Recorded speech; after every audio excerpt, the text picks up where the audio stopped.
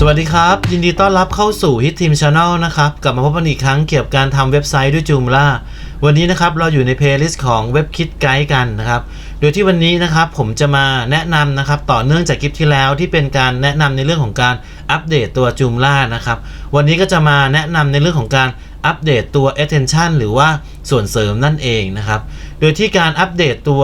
ส่วนเสริมหรือว่า extension นั้นจริงๆก็มีหลักการไม่ได้ยุ่งยากอะไรนะครับแต่ว่ามันจะมีในเรื่องของการตรวจเช็คนะครับสถานะการอัปเกรดของ extension เนี่ยที่เพื่อนๆหรือว่าลูกค้าก็ควรที่จะทราบในส่วนนี้ด้วยเหมือนกันนะครับดังนั้นวันนี้ก็จะมาแนะนำในเรื่องการอัปเดตตัว extension ให้ทราบนะครับโอเคเดี๋ยวเราไปเริ่มกันเลยนะครับ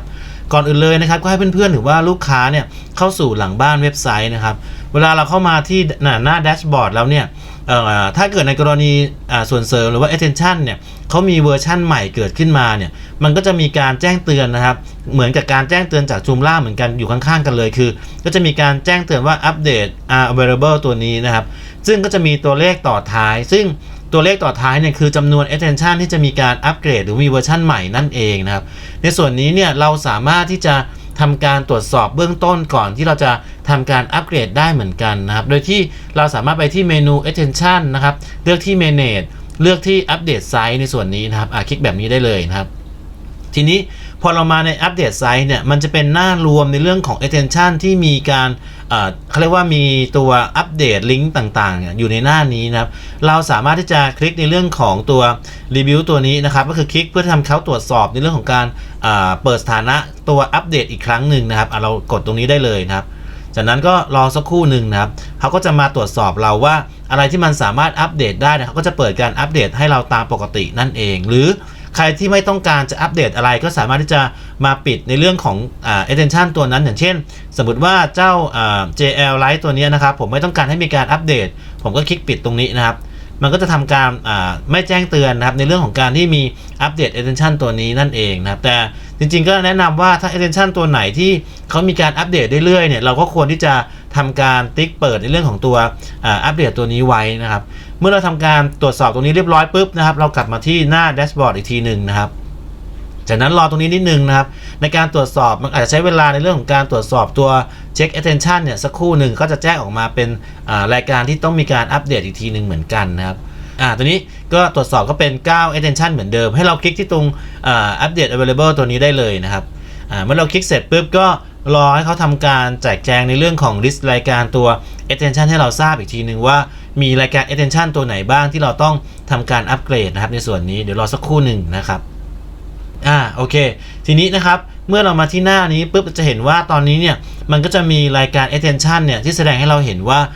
มันมีรายการอะไรบ้างนะครับซึ่งเราก็สามารถที่จะทำการอัปเกรดผ่านตรงนี้ได้เหมือนกันนะทีนี้ต้องมาเข้าใจอย่างนี้ก่อนครับว่าการอัปเดตตัว extension เนี่ยสำหรับอันนี้เป็นความคิดเห็นส่วนตัวนะครับการอัปเดต extension ในที่นี้เนี่ยผมจะแนะนำว่าไม่ควรอัปเดต extension ทีเดียวหมดนะครับให้เราพยายามอัปเดตทีละ extension นะครับบางคนคิดว่าติ๊กตรงนี้แล้วก็อัปเดตทีเดียวเลยถามว่าได้ไหมในกรณีถ้ามันเป็น extension ตัวเล็กเนี่ยมันจะไม่ค่อยมีปัญหาแต่ถ้ากรณีเป็น component หรือ extension ตัวใหญ่ๆเนี่ยบางทีการดาวน์โหลดไฟล์มากๆก็อาจจะเกิดผลในเรื่องของการอัปเดตได้อาจจะไม่สมบูรณ์ในส่วนนี้ได้เหมือนกันดังนั้นจะแนะนำว่าเวลาอัปเดตเนี่ยผมจะค่อยๆไล่อัปเดตไปทีละตัวนะครับอย่างเช่นตัวนี้เป็น Puka Top Menu ผมก็คลิกที่ Puka Top Menu แล้วก็คลิกที่ทำการอัปเดตแบบนี้นะครับเดี๋ยวเรารอแป๊บหนึ่งนะครับอันนี้เดี๋ยวทำตัวอย่างให้ดูนะครับโอเคเมื่อเสร็จปุ๊บเนี่ยเราก็ค่อยมาอัปเดตตัวที่2ตัวนี้ Akiba แบบเนี้ยเราก็คลิกอัปเดตแบบนี้นะครับแล้วก็ค่อยๆทำไล่ไปทีละอันนะเราจะเห็นว่า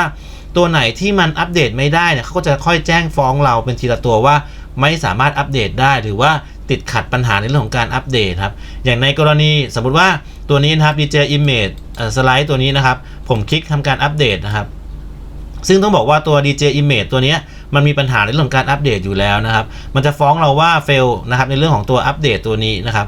วิธีแก้กรณีถ้าเราไม่สามารถที่จะอัปเดตได้เนี่ยให้เราไปที่หน้าผู้ผลิตนะครับตัว DJ Image Slide นะครับแล้วก็ทำการนะครับล็อกอินดาวน์โหลดตัวไฟล์เวอร์ชันล่าสุดมาผมได้มีการดาวน์โหลดมาแล้วแบบนี้นะครับจากนั้นเราทำการไปที่เมนู extension manage แล้วก็ install แบบนี้นะครับจากนั้นเราก็จะไปเบราว์ไฟล์ไปยังในส่วนของตัว extension ที่เราทำการดาวน์โหลดมานะครับนี่ผมไปที่ component DJ image slide อันนี้คือตัวล่าสุดนะครับที่เราไปดาวน์โหลดมาจากเว็บไซต์จากนั้นเลือก open ได้เลยนะครับจากนั้นระบบก็จะทำการติดตั้งในเวอร์ชันล่าสุดให้นะครับถ้าเรากลับไปดูนะครับในเรื่องของตัวอัปเดตนะครับเดี๋ยวเรารอเขาตรวจสอบอีกทีนึงคลิกเข้าไปใหม่นะครับเห็นไหมครับตอนนี้เนี่ยเมื่อเราติดตั้งตัวDJ image slide ทับเข้าไปแล้วเนี่ยตัว DJ image ที่เคยแจ้งเตือนว่าตัวนี้มีเวอร์ชันใหม่ตอนนี้เนี่ยมันก็หายไปแล้วนั่นเองดังนั้นเราอาจจะใช้วิธีนี้ในกรณีที่extension ไม่สามารถที่จะอัปเดตได้จากนั้นเราก็มาไล่อัปเดตแต่ละตัวที่เรายังมีคงค้างอยู่ในส่วนของตัวส่วนเสริมหรือว่า extension ต่อให้จนหมดนั่นเองนะดังนั้นการอัปเดตมันก็จะเรียกว่าอะไรนะทำเป็นตามสเต็ปอย่างไม่มีปัญหาได้แต่ถ้าเกิดว่าเราเลือกทั้งหมดเนี่ยผมเคยเจอเคสที่เลือกทั้งหมดแล้วอัปเดตปรากฏว่ามันเกิดเออร์เลอร์ซึ่งบางทีเราก็จะมานั่งงงว่ามันเออร์เลอร์ยังไงต้องมานั่งไล่เช็คทีละตัวอยู่ดีดังนั้นก็แนะนำว่าเวลาอัปเดตก็ค่อยๆทยอยอัปเดตทีละตัวนะครับอย่างนี้จะปลอดภัยในเรื่องของการอัปเดตตัวส่วนเสริมมากกว่านั่นเองนะครับโอเคครับสำหรับในเรื่องของตัวอัปเดตนะครับในส่วนตัว extension หรือว่าส่วนเสริมก็คงมีเพียงเท่านี้ขอบคุณที่ติดตามกันมาตลอดนะครับผมสวัสดีครับ